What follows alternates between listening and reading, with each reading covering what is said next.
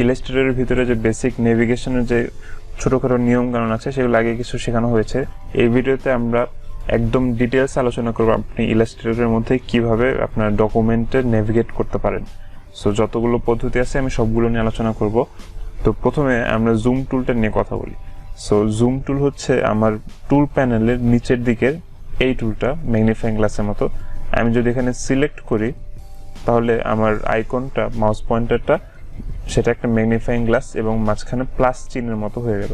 So আমি এখন আমার ডকুমেন্টের যে অংশটা জুম করতে চাই সে অংশটা আমি পয়েন্টারটা নিয়ে যাব এবং আমি জাস্ট ক্লিক করব, আবার ক্লিক করব। সো আমি যত বেশি ক্লিক করছি তত বেশি জুম হয়ে যাচ্ছে। এখন আমি এটা যদি জুম আউট করতে চাই তাহলে আমি জাস্ট কিবোর্ডের অল্টার কিটা চেপে ধরবো এবং দেখতে পাচ্ছি আমার অল্টার কি চেপে ধরার সাথে সাথে আমার পয়েন্টারটা মাইনাস চিহ্ন হয়ে গেছে ম্যাগনিফাইং গ্লাসের ভিতর। এখন আমি যদি ক্লিক করতে থাকি, আমি চেপে ধরে কিবোর্ডের অল্টার চেপে ধরে যত ক্লিক করছি আমার তত বেশি জুম আউট হয়ে যাচ্ছে। সো এটা হচ্ছে জুম ইন এবং জুম আউট করার একটা পদ্ধতি। আমি যদি সরাসরি কন্ট্রোল কিবোর্ডে কন্ট্রোল এবং প্লাস চিহ্ন দেই তাহলে আমার সেটা জুম আউট হচ্ছে, জুম ইন হচ্ছে কিবোর্ডে কন্ট্রোল এবং প্লাস চিহ্ন দিয়ে। আমি যদি কন্ট্রোল চেপে ধরে কিবোর্ডে মাইনাস চাপতে থাকি তাহলে আমি আবার জুম আউট হয়ে যাচ্ছে।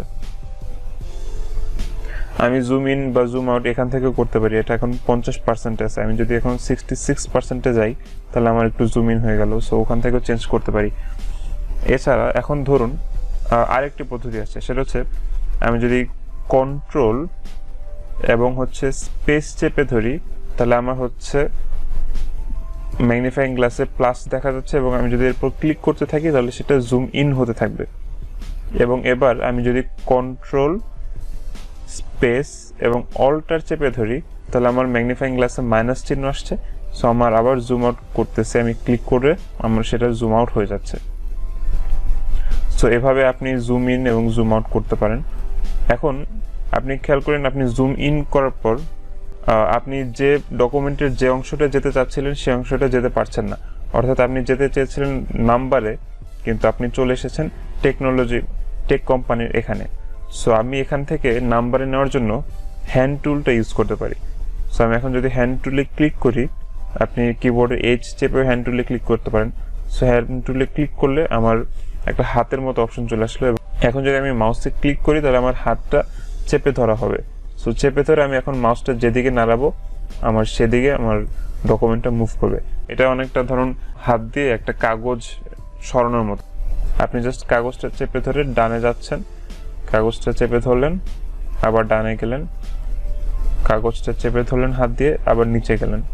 সো এভাবে আপনি ডকুমেন্টের ভিতর ক্লিক করে করে হাত দিয়ে চেপে ধরে ধরে তারপর ড্র্যাগ করে করে আপনি ডকুমেন্টে নেভিগেট করতে পারেন। হ্যান্ড টুল ইউজ করার আরেকটা সুন্দর পদ্ধতি আছে, যেটা আমি যদি হ্যান্ড টুলে এখানে ক্লিক না করেও হ্যান্ড টুলের এই ফাংশনটা চাই, সেক্ষেত্রে কি করতে হবে। সো ধরুন আমি জুম টুল ইউজ করে আমি যদি জুম ইন করতে থাকি এবং জুম ইন হয়ে গেলে এখন আমি চাচ্ছি যে হ্যান্ড টুল দিয়ে আমি অন্য জায়গায় যাব এবং হ্যান্ড টুলটা আমি পার্মানেন্টলি হ্যান্ড টুলে ক্লিক করে হাত নিয়ে না আসে আমি অস্থায়ীভাবে হাতটা নিয়ে আসবো। সো এর জন্য কি করতে হবে, আমার কিবোর্ডে স্পেস চেপে ধরবো, স্পেসটা ধরে রেখে আমার হাতের আইকন আসলো। এখন আমি যদি মাউসে ক্লিক করে উপরের দিকে নিয়ে যাই, আবার ক্লিক করে উপরের দিকে নিয়ে যাই, আবার ক্লিক করে উপরের দিকে নিয়ে যাই, এইভাবে উপরের দিকে নিতে নিতে আমার এই যে টেলিফোনের যে আইকন সেখানে আমি চলে আসছি। এবং মজার বিষয় হচ্ছে আমি যদি আবার এখন আমার কিবোর্ডের যে স্পেস চেপে ধরেছিলাম এতক্ষণ, সেই স্পেসটা যদি আমি ছেড়ে দিই আমরা আবার আগে যে টুলটা ছিল সেই টুলটাতেই আমি ফিরে আসলাম।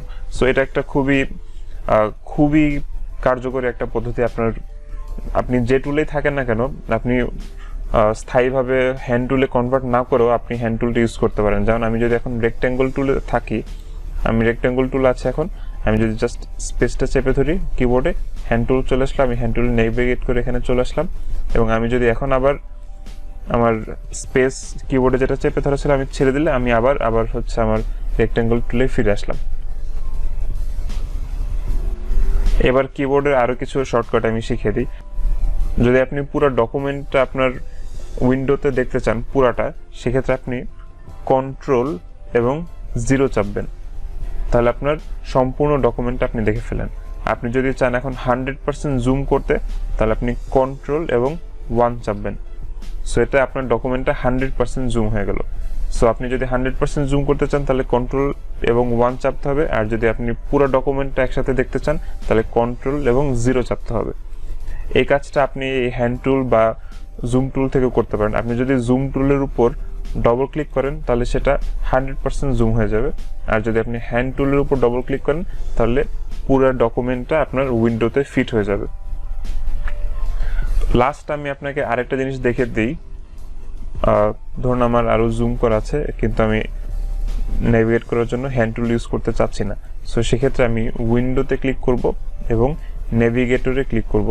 এতে আমার নতুন একটা উইন্ডো চলে আসবে, এবং এই উইন্ডোতে খেয়াল করুন আপনার পুরো ডকুমেন্টের মাঝখানে যে অংশটাতে রেক্ট্যাঙ্গুল আছে লাল রঙের, সেই অংশটাই জুম হয়েছে। সো আমি এই রেক্ট্যাঙ্গুলের হাতটা ধরে আমি যদি এটা এখান থেকে চেঞ্জ করি, আমি যেদিকে যেদিকে চেঞ্জ করছি ডকুমেন্টের সেদিকে নেভিগেট করে চলে যাচ্ছে। সো আপনি যদি আরও সহজ কোনো পদ্ধতি চান তাহলে এই নেভিগেটরের যে টুল প্যানেলটা সেটা ইউজ করতে পারেন। আপনি চাইলে ধরুন আমার এখানে এইটুকু আমি নেভিগেট করতে চাচ্ছি, সো এখানে আমার চলে আসছে। এখন আমার পাশে যে বড় আইকন যেটা, সেখানে আমি যদি ক্লিক করি তাহলে জুম ইন হবে, আর বাম পাশের যেটা ছোট আইকন, ছোট মাউন্টেন বা ছোট পাহাড়, সেটাতে ক্লিক করলে আমার জুম আউট হয়ে যাচ্ছে। সো এই নেভিগেটরটা পাবেন উইন্ডোতে ক্লিক করে নেভিগেটর থেকে।